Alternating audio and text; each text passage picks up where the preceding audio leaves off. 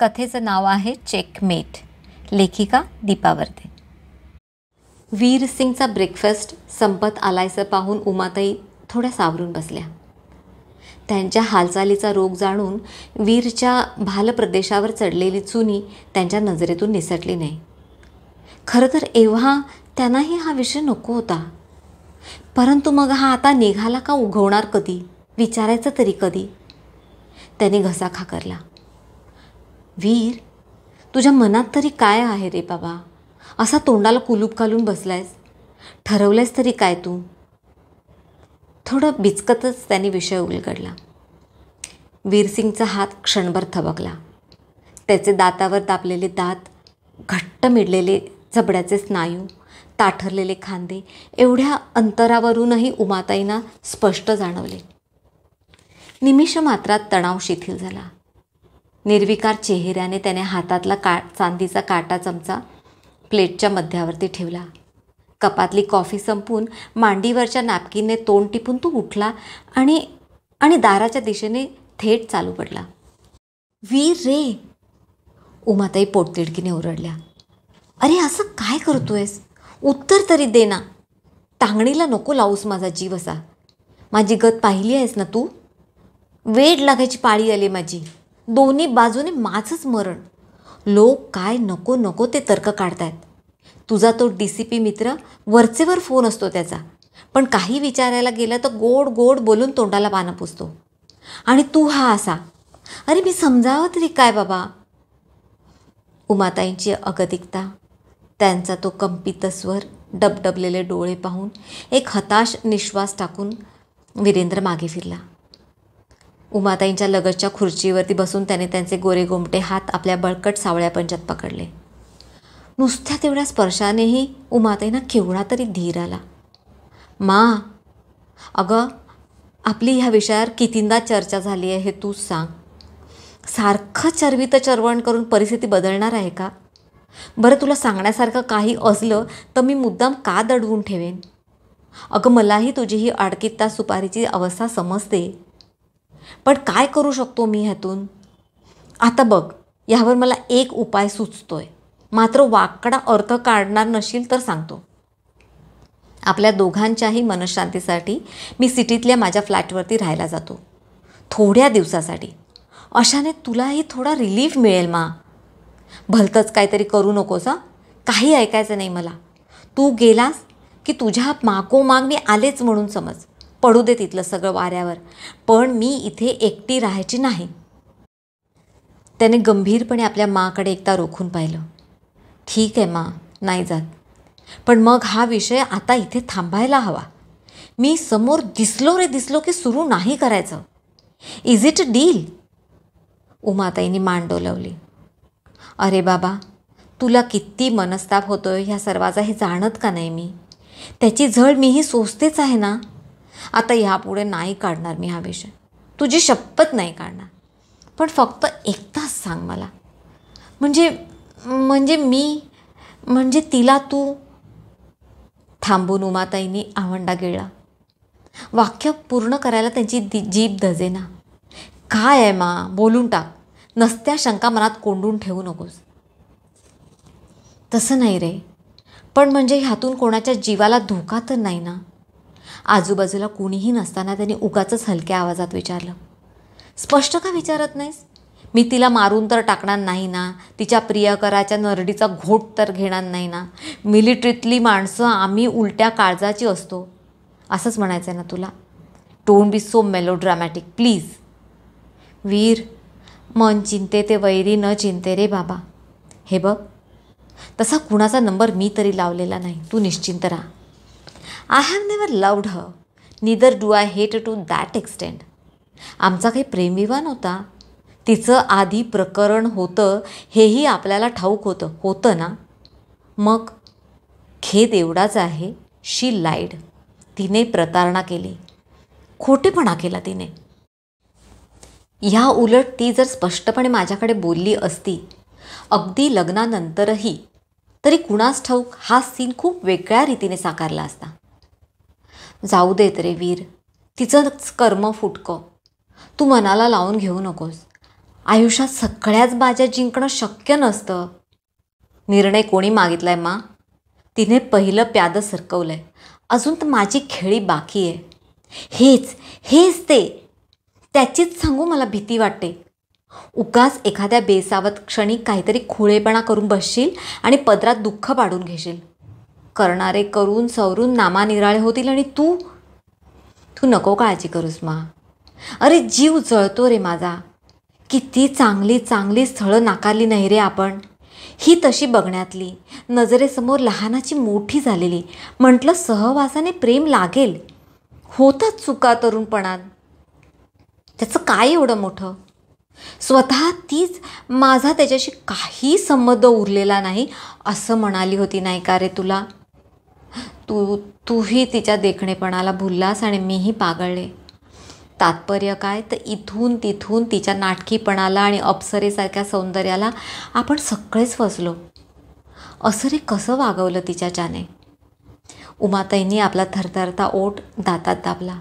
स्वतः भोवती मिठी घातली तरी पोटातलं कापरं त्यांचं थांबेच ना. बाकी माझा कशावर राग नाही मा, पण तिने मला फसवलं. माझ्या मैत्रीच्या हाताला तिने दात लावला. She has made a fool of me. हसं केलंय तिने माझं. त्याच्या थंड आवाजातली जरब ऐकून उमाताई पुन्हा एकदा जागच्या जागी थरथरल्या. वीरेंद्रची पोच त्या जाणून होत्या. निंबाळकरांचा तो एकमेव वारस या नात्याने आणि त्याचबरोबर स्वतःच्या हुद्द्याच्या ताकदीवर त्याला म्हणायला गेलं तर तसं काहीच अशक्य नव्हतं. उमाताईंचा जीव उडाला होता तो ह्याचमुळे. नंतर पश्चाताप करावा लागेल असं वीरेंद्रने काही करू नये, त्याच्या हातून असं काही घडू नये म्हणून त्या देवाला साकडं घालीत होत्या. विदेशाचा राग पोटात होताच. वीरेंद्रसारख्या गुणी मुलाच्या आयुष्याला बट्टा लावल्याबद्दल, त्यांच्या खानदानाची इब्रत अशी धुळीत मिळवल्याबद्दल तिला चांगलीच अद्दल घडावी अशी त्यांची स्वाभाविक इच्छा होती. परंतु वीरेंद्र या सर्वाला कारणीभूत व्हायला नको होता. त्याचा प्रकोपी स्वभाव त्यांना ज्ञात होता. एवढा गुडघ्या एवढा असतानाही त्याच्या रागाचं त्याने प्रदर्शन कधी केलं नाही. परंतु चिडलेला वीरेंद्रचा मेंदू अधिक तीक्ष्ण होतो. वृत्ती बर्फाळतात. त्याच्या एकूण व्यक्तिमत्वाला तलवारीची धार चढते. अशा वेळेस तू कोल्ह्याचा कावेबाजपणा आणि लांडग्याच्या धूर्तपणाने विचार करून पावलं उचलतो. उमाताईंना त्याच्या या स्वभाव पैलूची पूर्ण कल्पना होती आणि म्हणूनच विदिशा गेली आणि वीरेंद्र उद्विग्न होण्याऐवजी शांत झाला तशा त्या सतर्क झाल्या. शेवटी मराठ्याचंच रक्त ते. अन्यायाचा प्रतिकार करणं हा तर त्याचा स्थायी भाव. सुडेपोटी त्याच्या हातून काही अघटित घडलं असतं तरी कुणी त्याला दोष दिला नसता. परंतु मग त्याच्या व्यक्तिमत्वाला हा बट्टा लागलाच असता. एक माणूस म्हणून तो कुठेतरी अपुरा अधुरा हा राहिलाच असता. उमाताई धास्तावत होत्या ते ह्याच कर्माला. डायनिंग हॉलमधल्या भिंतीवरच्या वीरेंद्रच्या वडिलांच्या लाईफ साईज पोर्ट्रेटवर त्यांची नजर स्थिरावली. वीरेंद्र आणि त्याच्या वडिलांमधलं साम्य त्यांना पुन्हा एकदा प्रकर्षाने जाणवून गेलं. तीच ती भव्य शरीरयष्टी, उंच धिप्पाड बांधा, कणखर विश्वसनीय बाहू, सावळा परंतु सतेज वर्ण आणि सौम्य असली तरी अंतरावर राखणारी धीर गंभीर नजर.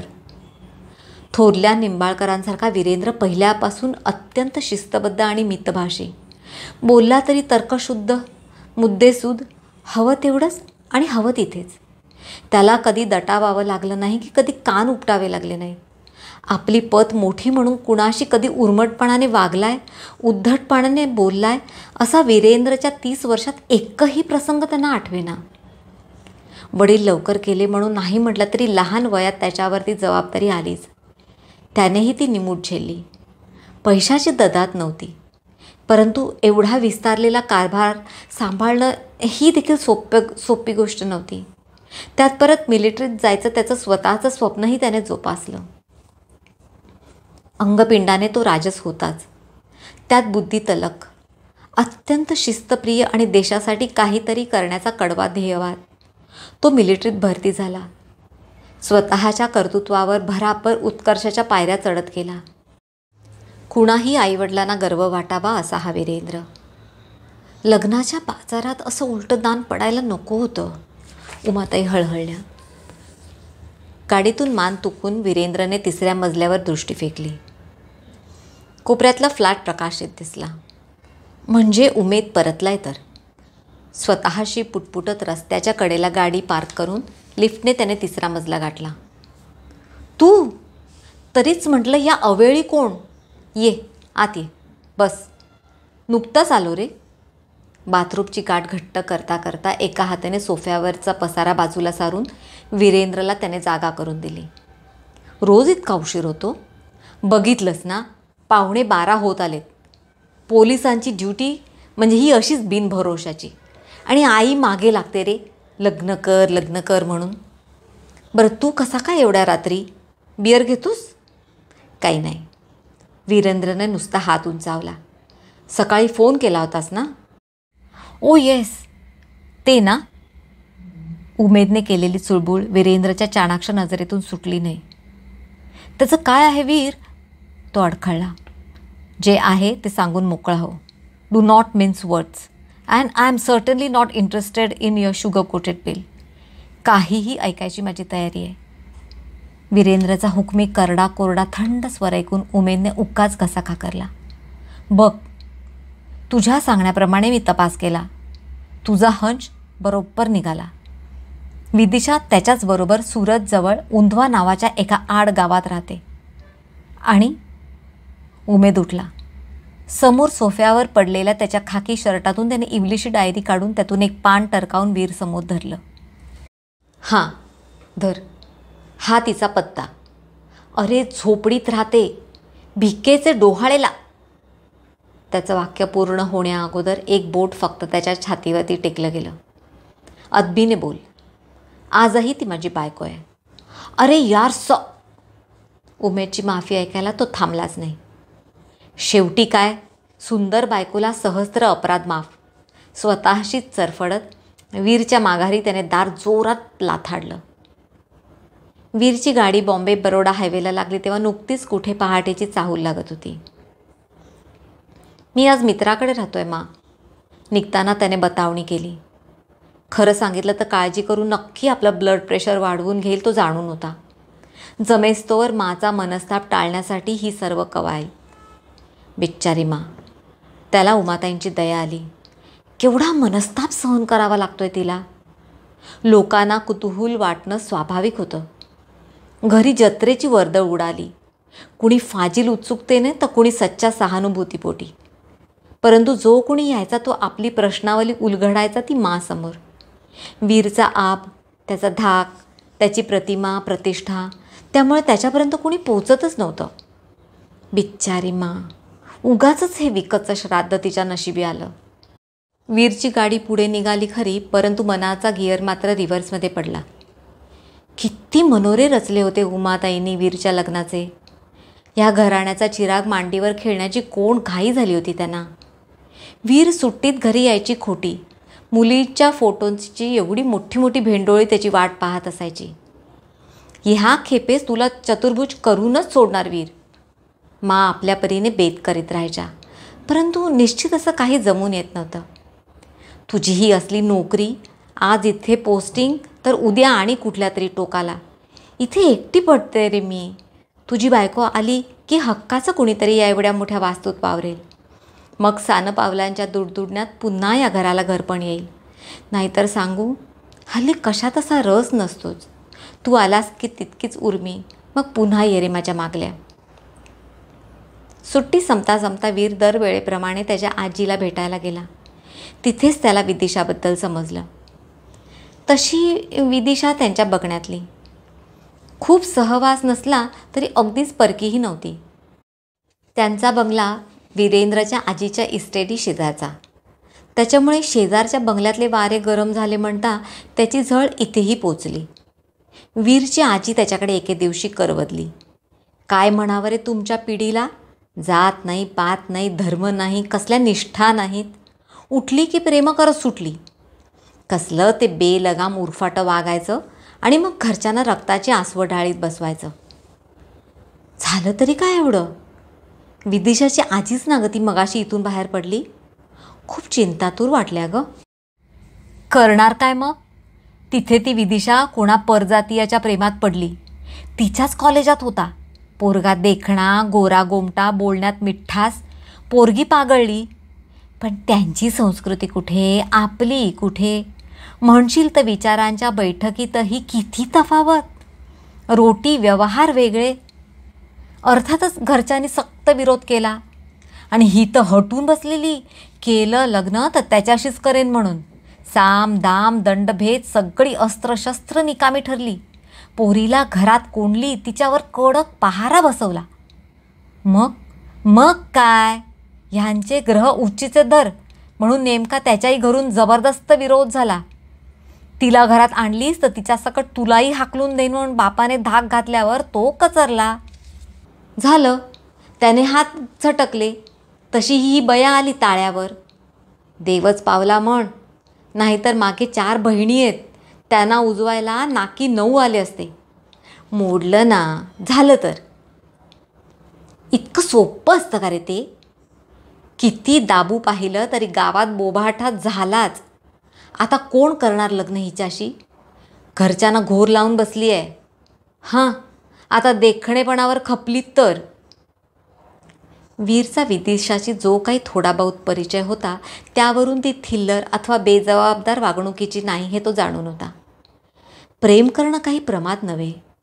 जातीभेदामुळे जरी आज हे प्रेम पाप ठरलं, घरच्यांचा समाजाचा रोष तिला ओढून घ्यावा लागला, तरी उद्या तो मुलगा तितकाच दोषी असूनही यथासांग लग्न करून आपला संसार थाटेल, 4 पोरांचा बाप म्हणून मिरवेल आणि कुणाला त्याच्याकडे अंगुली निर्देश करायची हिंमत देखील होणार नाही.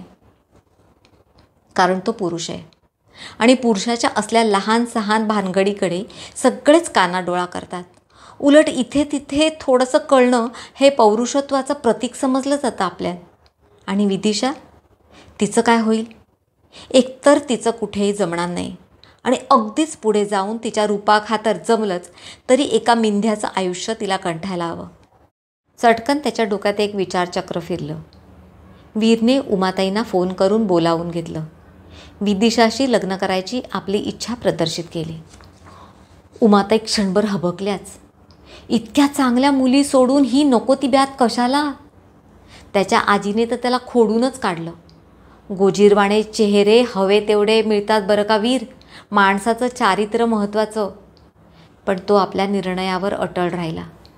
तिच्यात काय वाईट आहे ते सांग. प्रेम करणं काही पाप नव्हे. पुन्हा दिसायला ती अप्सरेसारखी सुंदर आहे, तुम्हाला सर्वांना ठाऊक आहे. आपण तिला ओळखतो, मला ती आवडते. अरे पण हिची काय खात्री? तू दाखवलेल्या मुलींची तरी कोणी खात्री द्यावी मा? आपल्या कानावर आलं नाही म्हणून त्या धुतल्या तांदळासारखा स्वच्छ झाल्या का? त्याच्या या बिनतोड युक्तिवादावर मग उमाताईंना बोलण्यासारखं काही उरलंच नाही. वीर विदिशाला भेटला. परिचय तर होताच. तिला मागणी घालण्या अगोदर त्याने खात्री करून घेतली. मला खरं सांग विदिशा, तू त्याच्यात अजून गुंतली आहेस का? कसलं काय घेऊन बसलास वीर? अरे ती गोष्ट होऊनही 2.5 वर्ष सरलीत. स्वप्नात देखील भेटत नाही रे आम्ही. कसलं गुंतणं घेऊन बसलास? तारुण्याचा पागलपणा होता तो. वाईट इतकंच वाटतं की मी जे केलं ते मनापासून केलं, जीव ओतून केलं. सर्वाचा त्याग करायला मी तयार झाले. त्याने मात्र कच खाल्ली. परिस्थितीपुढे शरणागती पत्करली आणि आज माझ्यामुळे माझ्या लोकांना सगळं सोसावं लागतंय बघ. वीरचं विदिशाशी धूमधडाक्यात लग्न झालं. घरचा सत्यनारायण आटपून दोघं डलहाऊसीला रवाना झाले. वीरच्या नजरेसमोर क्षणभर विदिशा तरळली. गोरीगोरी पान, केवड्याच्या गाभ्यासारखी सुवर्णकांती, मोठे मोठे बोलके काळेभोर डोळे, तरतरीत थोडंसं वरचढ नाक, पिकल्या तोंडल्यासारखे लाल चुटू कोट, काहीशी नाजूक चणीची आणि तरीही घाटदार नितंब घोटी उरोजांची. तिच्या सिंहकटीवरून त्याची नजर हलायची नाही. तो भुलला होता तो तिच्या मोहक स्त्रीसुलभ लज्जेला. मग तिच्या करू न करू अशा फुलपाखराहूनही नाजूक प्रयोगात्मक चुटपुटत्या स्पर्शाला. आणि नंतर तिच्या मादक धाडसी आक्रमक प्रणयाला. तिच्या सान्निध्यात दिवसाचे तास कमी पडत. हनीमूनचे 15 दिवस कसे भुरकन ओढून गेले तोकानाही समजलं नाही. ती खुश होती एवढं त्याला कळायचं. एवढ्या थोड्या अवधीतही ती आपल्याबरोबर एवढी समरस झाली म्हणून तोही आनंदात होता. उद्या थोडी खरेदी करूया विदिशा, परवा निघायचं ना, त्याने हळू सुचवलं. काय रे हे, घे ना तुझी सुट्टी वाढवून. ती कुरकुरली तसा तो हसला होता. नाहीतरी घरी गेल्यावर तू मला असा पूर्ण वेळ कुठे मिळणार आहेस? तिथे तुम्ही द ग्रेट वीरेंद्र निंबाळकर. तिच्या मोहक आर्जवावरती तो दिलखुलास हसला होता. गाडीला कचकन ब्रेक बसला. तो भानावर आला. डोक्यावरचे धर्मबिंदू रुमालाने टिपून त्याने गाडी पुन्हा गिअरमध्ये टाकली. दुसऱ्या दिवशी दोघं बाजारात पोहोचली. प्रत्येकासाठी भेटवस्तूची खरेदी करून दोघं आर्टिफॅक्ट्सच्या दुकानात शिरली. क्षणभर त्याच्या बाजूला ती ताठरल्याचं त्याला जाणवलं. त्याने आजूबाजूला निरखून पाहिलं, पण लोकांच्या त्या गदारोळात त्याला वेगळं असं काही जाणवलं नाही. पुढे मग ती तिच्या खरेदीत मशगूल. त्याला त्याच्या कलिग्ससाठी छोट्या मोठ्या गोष्टी घ्यायच्या होत्या, त्यात तोही व्यस्त झाला. उरला दिवस मग पॅकिंगमध्ये गेला. ती थोडी गप्पच होती. परतायचं म्हणून हिरमुसली आहे असं वाटून त्याने हसून तिची थोडी मस्करीही केली. सकाळी जाग आल्यावर त्याने सवयीने हात पुढे करून बाजूचा बिछाना चाचपला. तो रिकामा होता. वॉशरूममध्ये गेली असेल म्हणून त्याने थोडी वाट पाहिली. मग तो उठला, स्वीट शोधला. डायनिंग हॉलमध्ये ती एकटी जाणार नाही हे ठाऊक असूनही तो फेरी टाकून आला. मग काहीसं आठवून तो स्वीटमध्ये परतला. त्याने कपाट उघडलं. कपाट रिकामं होतं. तो काय समजायचं ते समजला. वीरेंद्रने पत्ता शोधून काढला. घरापासून काही अंतरावर त्याने गाडी उभी केली. गाडीला ओठंगून तो आजूबाजूचं वातावरण आत्मसात करीत थोडा वेळ तिथेच थांबला. एवढ्या मोठ्या परिसरात ते एकच घर. काहीसं आडोशाला, चिकपूच्या झाडांच्या दाटीत अंग चोरून उभं. त्या घराचंही व्यक्तिमत्व वीरेंद्रला कसं शर्मिंद, चोरटंच वाटलं. घर विटा बांधकामाचं असलं तरी बरंच जुनं, काहीसं मोडकळीला आलेलं. वरच्या कौलामध्ये घातलेल्या प्लास्टिकच्या पिशव्या मालकाच्या दैन्याच्या पताका मिरवत होत्या जशा. स्वतःला स्थिरावायला थोडा वेळ देऊन मग तो घराकडे निघाला. त्याने दारावर थाप मारली. जुन्या बिजागिरींवरती उभं ते दार वीरेंद्रच्या स्पर्शाने जणू जागच्या जागी थरथरलं. विदिशाने दार उघडलं. त्याला असा दारात उभा पाहून ती उभी हादरली. तिचा गोरा रंग अधिकच पांढुरका पडला. तुम्ही दाराच्या बाहेर चौकटीत उभं राहून त्याने तिला आपद मस्तक न्याहाळलं. अंगावर त्यानेच कौतुकाने घेतलेली सलवार कमीज एवाना धुवून आता विटलेली. नाकातल्या जाड्याशा नकली चमकी पलीकडे अंगावर दुसरा कुठलाही दागिना नव्हता. त्या क्षणी तिची त्याला तीव्रतेने घृणा वाटली. केवळ मनावर बिंबवलेल्या इतक्या वर्षाच्या शिस्तीमुळे तो स्वतःवर नियंत्रण ठेवू शकला. त्याला आत बोलवायला तिची जीभ धजेना. स्वतःच्या या घराचं आज तिने त्याच्या दृष्टीने निरीक्षण केलं. उखडलेली जमीन, भिंतीचे जिथे तिथे पोपडे निघालेले, कोपऱ्यात एक खाट, त्यावर बिछाण्याची वळकटी टाकलेली, एका कोपऱ्यात डगमगत्या टेबलावरती स्टोव भक्काभक्का पेटलेला आणि त्याच्या भोवती पसरलेली ॲल्युमिनियमची 5-6 भांडी. ह्याला बोलवावं तरी कसं आत? तिला संकोच वाटला. त्याची घरंदाज श्रीमंती तिने पाहिली होती, अनुभवली होती, उपभोगली होती. पण मग दारात तरी असा किती वेळ उभा करायचा? तिला नेमकं काय करावं सुचेना. येतोयस का आत? तिने चाचरत विचारलं. नाही, तुझं आवर, मी तुला न्यायला आलोय, त्याने स्पष्ट शब्दात शांतपणे ऐलान केलं. विदिशा जागच्या जागी थिजली. तिची काहीही ऐकायची तयारी असली तरी तो हे असलं काही बोलेल ह्याची तिला अजिबात अपेक्षा नव्हती. आज 26 दिवस ती त्याच्याबरोबर ह्या घरात राहत होती. रामायणाचं बाळकडू पिऊन मोठी झालेली ती. तिला वीरेंद्र पुन्हा घरी न्यायला आलाय हा विचारच पचनी पडेना. ती नुसतीच त्याच्याकडे टकामका पाहत राहिली. दारातून त्याचा तो करडा कोरडा स्वर पुन्हा घुमला. लवकर आटप. कळसूत्री बाहुलीप्रमाणे तिने आपली बॅग खाटेखालून खेचून काढली. झोळीसारख्या बांधलेल्या दोऱ्यावरून कपडे ओरबाडून काढताना त्याने लवकर यावं म्हणून देवाची प्रार्थना करत राहिली. तो कधी येईल? त्याचा तो भलताच भावनाहीन होता. येईल इतक्यात. ठीक आहे, मला त्याला भेटायचं आहे, मग निघू. तो पुन्हा छातीवर हाताची घडी घालून बाहेरचा देखावा न्याहाळत उभा राहिला. तो सहजता दाखवत असला तरी त्याच्या शरीरातला खेचलेला धनुष्यासारखा तणाव तिला स्पष्ट जाणवला. वीरेंद्र त्याला भेटायचं म्हणतोय म्हणजे नेमकं काय? तिच्या पोटात गोळा फिरला. अरे भेटायचं म्हणजे नेमकं काय? हा मिलिटरीतला माणूस. अजून ह्याने आपल्या प्रक्षोभाला वाट करून दिलेली नाही. सारा अपमान, अवहेलना, राग, चीड, घृणा आत ज्वालामुखीसारखी खतखते आहे. त्याच्याबरोबरच्या संथपणाला ती फसली नव्हती. त्याच्यावर हा दाटून आलेला ढग बरसला तर नेमकं काय करेल तो? काय करेल त्याचं आणि आपलंही? की दोघांचाही एकदम समाचार घ्यायचा ह्याचा बेत आहे. त्याने लवकर यावं म्हणून देवाची मनधरणी करणारं तिचं मन आता त्याने येऊच नाही म्हणून आळवू लागलं. वीरेंद्र तटस्थपणे तिची उडालेली भंबेरी दारातून पाहत होता. तिने कसे तरी बॅगेत कपडे कोंबले.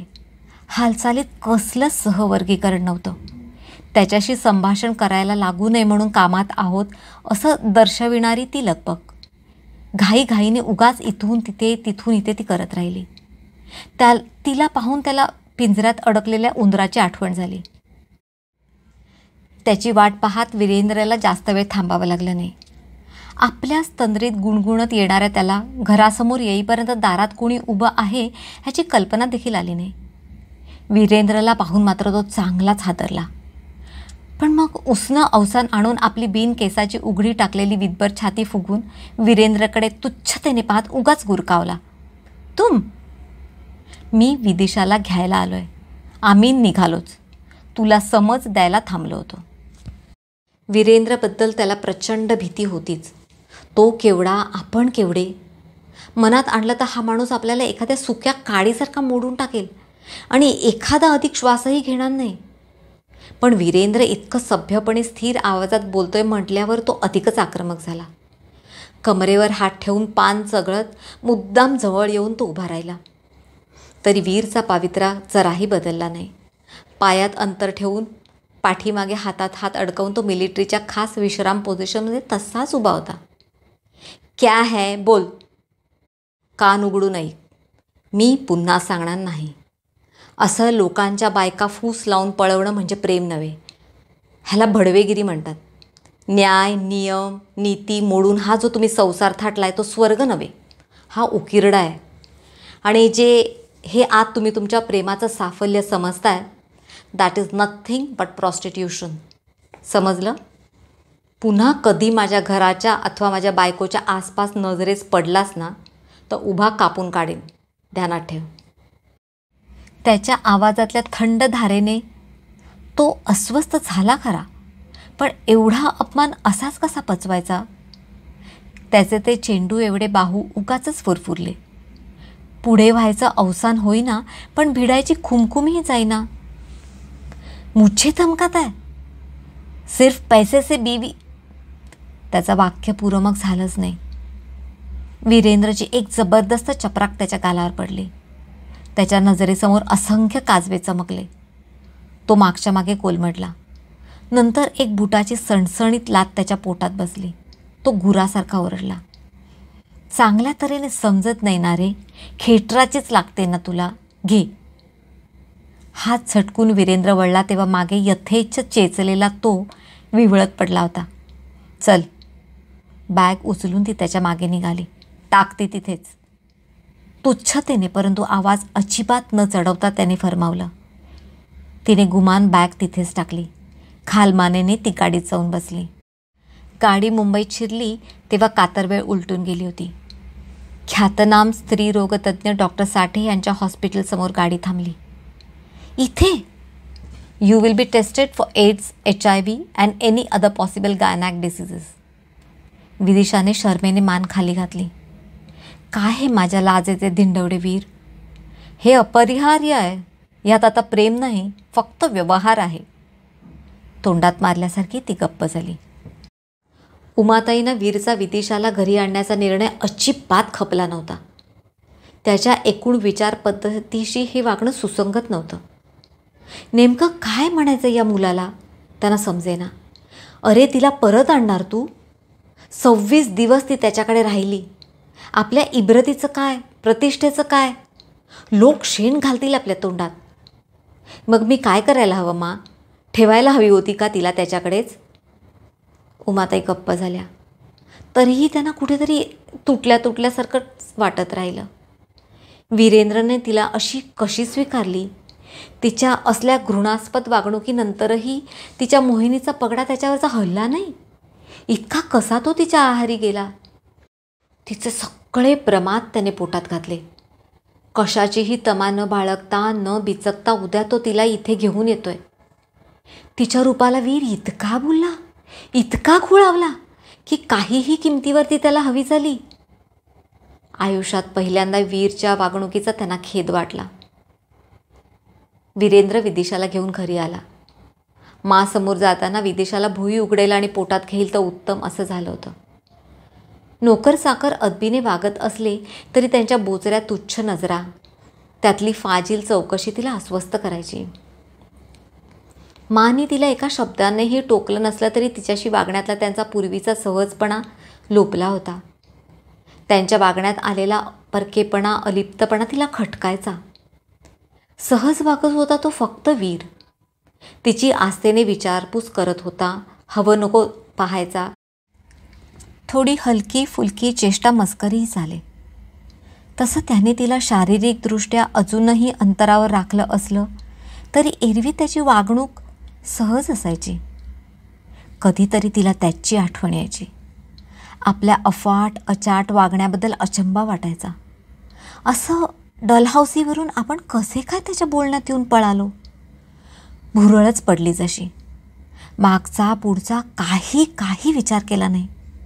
आणि साधलं काय त्यातून? आपल्या वागणुकीचा तिला आज विलक्षण पश्चाताप झाला. काय कमी होतं वीरमध्ये? पण त्याला पाहिलं आणि बाकी सारं कवडीमोलच वाटलं. पूर्वीचे ते दिवस आठवले.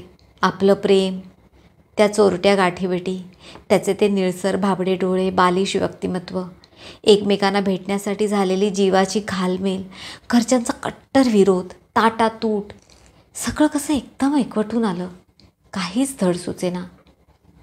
साऱ्या संवेदना बधीर झाल्या. सगळी नाती हरवली. डोळ्यासमोर दिसत होते निस्सीम प्रेम करणारे 2 कोवळे जीव. त्यांनी एकरूप व्हायला हवं इतकाच मनाने ध्यास घेतला. लग्न, नवरा, घरदार, समाज सारं या इच्छेसमोर तुच्छ ठरलं. मात्र त्याच्याबरोबर पळून गेल्यावर, त्याच्याशी संसार मांडल्यावर या भावनेची उत्कटता बरीच बोथट झाली. केवळ त्याचं प्रेम अनुभवलं होतं आपण. त्याची मिठास अनुनयी भाषा फक्त ऐकली होती. त्यामुळे त्याचा तरकटी शीघ्रकोपी स्वभाव नकोसा झाला. त्याचं ते आरशात पाहात तासनतास केस विंचरणं, स्वतःला न्याहाळणं, आपल्याच रूपाचं कौतुक करणं नकोसं झालं. त्याचं ते बाहेर खाट टाकून पान चगळत बसणं, मांडी खाजवत बोलणं, काखेत घामाचा उग्र दर्प, आंघोळीचा कंटाळा, साऱ्या सवयी मस्तक उठवणाऱ्या ठरल्या. एकेकाळी त्याच्या कानातला अत्तराचा फाया आपल्या संवेदना जागवायचा. आता तो वास आला तरी पोटातल्या आतड्या तोंडात येतात. त्याची प्रेमाराधनाही काही काळ टिकली. मग मनास येईल तेव्हा तो तिला जवळ ओढायचा. त्यात ना कसब ना नजाकत, एकदाचं उरकून टाकायचीच वृत्ती अधिक. एकूण सहवासाने प्रेम वृद्धिंगत होण्यापेक्षा स्वभावातल्या मर्यादा प्रकर्षाने जाणवल्या. आणि तरीही तिला मनोमनी वाटत राहिलं की इथे राहण्यापेक्षा आपण तिथेच बरे होतो. असा लाजेचा बाजार उघड्यावर तरी मांडला गेला नसता. इथली तिची आजची घुसमट तिलाही सहन होईना. सारी सुख हात जोडून सेवेशी तत्पर असतानाही त्याचा उपभोग घेणं सोडाच, आपण गुन्हा केला याची डागणी कायम पोखरत राहते. पुन्हा ह्यातून मार्गही काही नाही. हे असंच का चालायचं? असंच का हे मिंद्याचं आयुष्य आपण आयुष्यभर जगायचं? एके दिवशी वीरकडे तिने विषय काढला. ना धड जगू शकते ना मरू शकते अशी गत रे वीर माझी. नजरा जशा खायला उठतात, हिस्ती व्यभिचारी बाई म्हणून हिणवत राहतात. मी तशी नाही रे वीर, खरंच मी तशी नाही. तिला वाटलं तो तिचं सांत्वन करेल, तिच्या विचारांना टेकू देईल, पण तो गप्प अलिप्त उभा. उक्काच गुंतून पडलास बघ तू माझ्यात, तुला माझ्याहून देखणी बायको सहज. वीर खळाळून हसला. अवघी वास्तू त्या आवाजाने हादरली. आनंदरस कसा तो त्या हास्यात नव्हताच. विदिशाला तो आवाज अंधारात चिरचिरलेल्या वटवाघळासारखा कर्कश वाटला. ती नकळ शहारली. तुलाही तेच वाटतंय तर? आपल्या सौंदर्यावर केवढा तो गर्व. तू नुसतीच उच्छृंखल नाहीस तर मूर्खही आहेस. तुझ्या देखणेपणावर मी काय बोलणार विदिशा? अगं, त्या चेहऱ्यामागचं ओंगळ हिडीस रूप मीच तर पाहिलंय. मग मीच कसा फशी पडेन? खरं तर तुला तिथे त्या हलकटाकडे ठेवणं हीच एक मोठी शिक्षा ठरली असती. पण मी तुला इथे आणली का? कारण इतकंच की तू माझी बायको आहेस, माझी धर्मपत्नी. तुझी जागा माझ्या शेजारी आहे. तू चुकलीस तर तुला योग्य रस्ता दाखवणं मी माझं कर्तव्य समजतो. बस इतकंच. पण म्हणशील तर तुझ्या या देहाबद्दल ना मला कसली अभिलाषा ना लालसा. उलट तुला स्पर्श करणं ही खरं तर माझी एक सत्वपरीक्षा ठरणार आहे. आणि प्रेमाचं म्हणशील तर तुझ्यावर माझं प्रेम कधीच नव्हतं. हां, सहवासाने निर्माण झालंही असतं, पण तू माडाच उपटून टाकलास. विदिशा अवाक होऊन ऐकत राहिली. वीर एरवी शांत वाटायचा. त्याच्या पोटात एवढी गरळ असेल ह्याची तिला सुतराम कल्पना नव्हती. तो हे सर्व जे काही करतोय ते आपल्या अभिलाषा आकर्षणापोटी करतो आहे असंच ती धरून चालली. तिच्या उरल्या सुरल्या अभिमानाच्याही त्याने ठिकऱ्या उडवल्या. मी चुकले वीर, मी चुकले रे. पण म्हणून काय आयुष्यभर मला समजून घ्या, मला समजून घ्यायचं जोगवा मागत फिरू का आता? ती रडायला लागली. ही तुझी तू केलेली वकिली झाली. बॅगेत कपडे भरण्याएवढी तुला शुद्ध होती. रात्री झोपताना दागिने बाजूला काढून ठेवायची तुझी सवय, ते घालण्याची तुला शुद्ध राहिली. आणि तुझ्या भावना इतक्या उत्कट होत्या, तुझ्या प्रेमावरती तुझा इतका विश्वास होता, तर तुम्हाला स्पष्टपणे का नाही तसं सांगितलंस? पळणं ही क्रिया पलायनवाद दर्शवते. You are running away, shying away from reality. ह्यात लज्जा आहे, कारण ह्यात प्रमाद आहे, अपराधीपणाची जाणीव आहे. ध्यानात ठेव विदिशा, लोकांकडून सहानुभूतीची अपेक्षा करण्याचा तुला काही एक अधिकार नाही. हनीमूनला गेलेली नववधू आपल्या प्रियकराबरोबर पसार होते म्हणता तिची छी थू ही व्हायचीच. तू मग वेगळी अपेक्षा धरतेसच कशी? माझी बायको म्हणून, या घराची सून म्हणून आज तुझ्या तोंडावरती तुझी पद दाखवायला कुणी धजत जरी नसलं तरी लौकिकदृष्ट्या तू एक व्यभिचारी स्त्री आहेस हे विसरू नकोस. स्पष्टच बोलायचं झालं तर लोकांचं सोड, मलाही तुझ्याबद्दल काडीचाही आदर नाही, विश्वास तर नाहीच नाही. ती अंगाचा द्रोण करून ऐकत राहिली. थोड्या वेळाने त्याचा उद्रेक थारावला. ठीक आहे, जे झालं ते झालं. ह्यापुढे तुला इथे राहून आपल्या सद्वर्तनाने सर्वांची मनं जिंकायचीत. मी आहे तुझ्याबरोबर. देवा ब्राह्मणासमोर मी वचन दिलं आहे. धर्मेण अर्थेच नीतीच कामेच. I take my vow seriously. तू नीट वाग, सगळं ठीक होईल. वीरला काहीतरी विचारायला आलेल्या उमाताईंच्या कानावर आतला संवाद नेमकाच पडला. आपल्या सोन्यासारख्या लेकाचा त्यांना आज अधिकच अभिमान वाटला. आता बोलण्यासारखं खरं तर काही उरलं नव्हतं. मनात दाटलेली कोळिष्टकं निपटायला त्या वीरकडे आल्या खऱ्या, पण शब्दांची गरज कशी ती पडलीच नाही.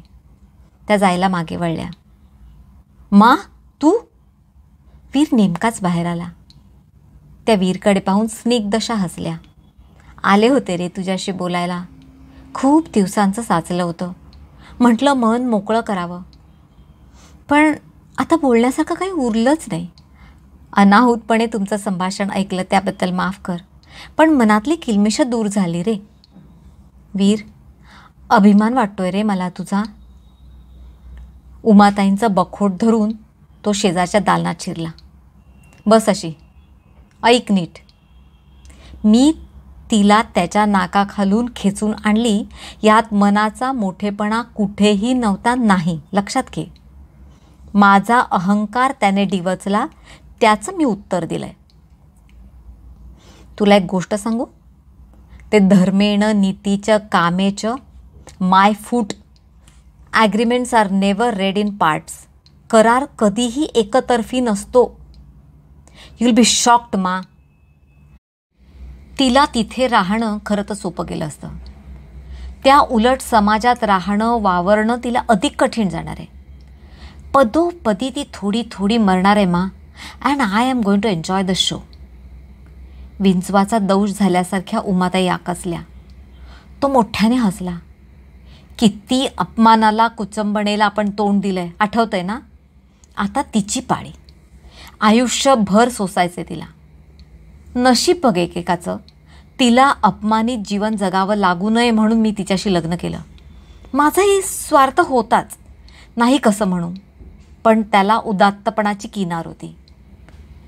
पण तिचं प्रारब्ध आडवं आलं. किती चुकवू पाहिलं तरी वळसा घालून तेच कर्म पुढे आलं. काही झालं तरी आता ती अपमानित म्हणूनच जगायची. माहेर तर तुटलंच, समाजानेही प्रत्यक्ष अप्रत्यक्षपणे वाळीत टाकली आहे. तिने ह्यापुढे कितीही आक्रोश केला ना मा, तरी त्याला आता आवाज नाही. सटवाईने लिहिलंय तिच्या कपाळावर, त्याला कोण काय करणार? वीर, बोलू नकोस. दया करायची लायकी नाही तिची. आणि आता हा विषय इथेच थांबायला हवा. पुन्हा ह्याची वाच्यता होता कामा नये. तो जायला निघाला. मग काहीसा आठवून वळला. बाकी काही असो मा, हा डाव मीच जिंकलाय. It was a checkmate.